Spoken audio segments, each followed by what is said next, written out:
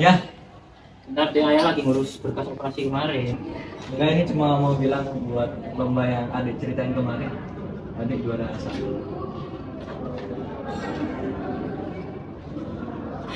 Kamu udah ayah bilang, kamu tuh udah kelas 11. Udah belajar aja kayak kakak nih, bisa masuk FK.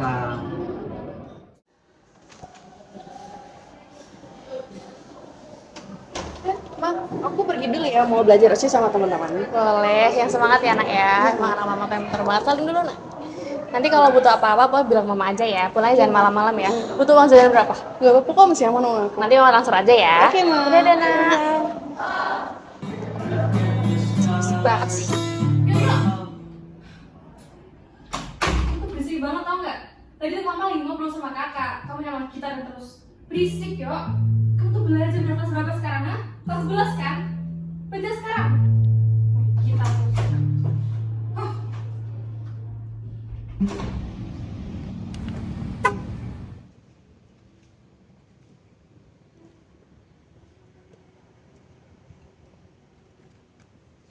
Bang, Hmm? Ade boleh ikut tes minat bakat? Tes minat bakat? Apa itu?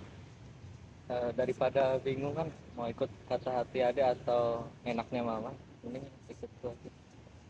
Ini udah. Kok baru kasih tau mama sekarang sih? Soalnya kalau ngasih tahu dari kemarin takutnya mama nggak percaya terus nggak ngebolehin Ade ikut. Ini hari ini kan?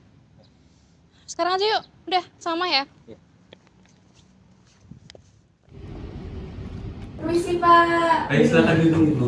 Ada yang bisa saya bantu Ibu? Iya jadi gini Pak, tadi anak saya tuh ngasih kayak surat undangan gitu loh Pak. Katanya ada tes minat bakat buat hari ini gitu. Nah, saya kan pengen tahu ya Pak, kan saya ini dokter. Sebelumnya saya masih tahu saya dokter ya Pak. Terus suami saya juga dokter, kakaknya dia juga dokter. Nah, saya pengen anak saya ini sudah jadi dokter ke depannya Pak, di masa depan nanti. Nah, kalau dari tes minat bakat ini bisa nggak ya Pak ngedeteksi dia jadi dokter kayak gitu? Jadi begini Ibu, jadi nanti tes minat bakat ini akan dilaksanakan itu untuk mengetahui minat yang dimiliki oleh Ibu serta bakat yang dimiliki oleh anak Ibu juga. Dan nanti detailnya untuk minat dan bakatnya itu akan diketahui setelah tes selesai dilaksanakan. Dan nanti hasilnya akan kami beritahukan pada Ibu. Nah, oke. Jadi intinya bisa tahu kan ya Pak kalau dia jadi dokter kayak gitu ya, bisa ya? Nanti bisa menunggu hasilnya Ibu. Ah ya pokoknya bisa ya Mas ya. Bisa. Oke deh kalau gitu hari ini aja ya langsung ya tesnya ya. Sekarang bisa kan ya Mas sekarang Bisa, ini? bisa. Ya udah sekarang biar saya tahu dia jadi dokter apa gitu ya Mas ya. Baik. Oke kalau gitu langsung aja ya Mas. Makasih. Ya, Mari baik. semangat. Dan, Permisi Pak. ya Ibu. Iya gimana Pak hasilnya? Sebentar ya Ibu, ini sedang saya interpretasikan hasilnya. Cepet ya Pak saya mau ada operasi soal resepsi. Oke, jadi hasilnya sudah Iya. selesai Ibu. Nah, dari hasil tes minat dan bakat ini, hasilnya anak Ibu ini memiliki minat dan bakat yang tinggi di bidang seni budaya Ibu.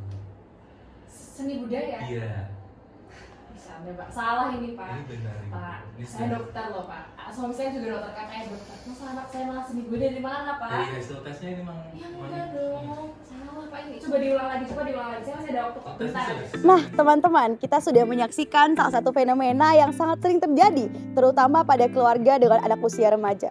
Terkait fenomena tersebut, perlu dilakukannya suatu hal dan suatu tindakan agar fenomena tersebut tidak merusak keharmonisan dalam keluarga.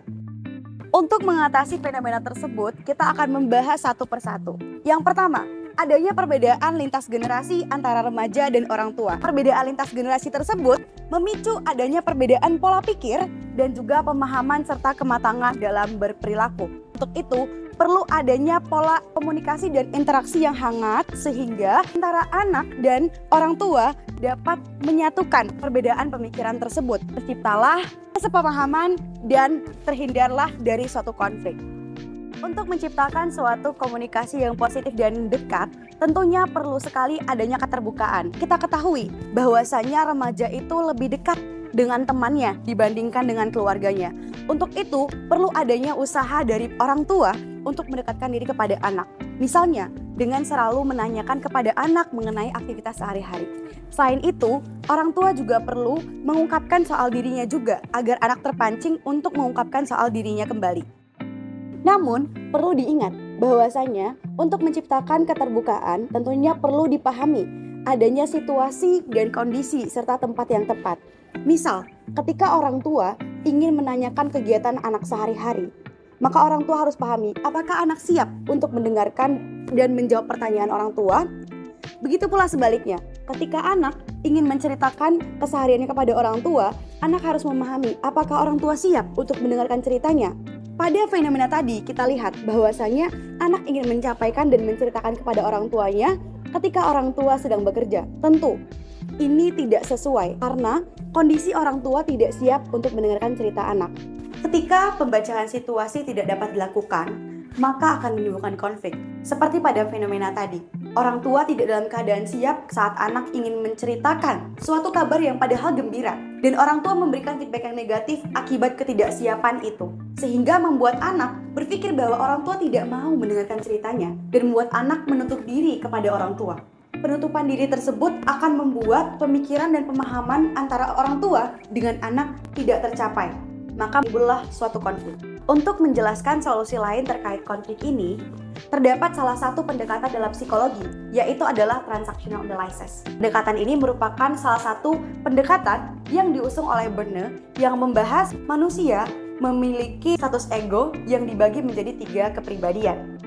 Transactional analysis tadi dapat dijadikan patokan dalam penempatan diri. Orang tua sebaiknya memberikan contoh yang baik kepada anak, baik dalam kehidupan sehari-hari ataupun penyelesaian konflik. Orang tua juga harus memberikan ekspektasi atau harapan yang sesuai dengan kemampuan anak. Misalkan, anak itu memiliki potensi dan bakat yang berbeda. Antara anak yang satu dengan anak yang lain tentu memiliki keunikan yang berbeda pula. Selain itu, perlu diingat bahwasanya komunikasi dan interaksi yang hangat merupakan kunci antara orang tua dan anak dalam menjalin keharmonisan keluarga sehingga terhindar dari konflik. Dan konflik dapat terselesaikan dengan baik.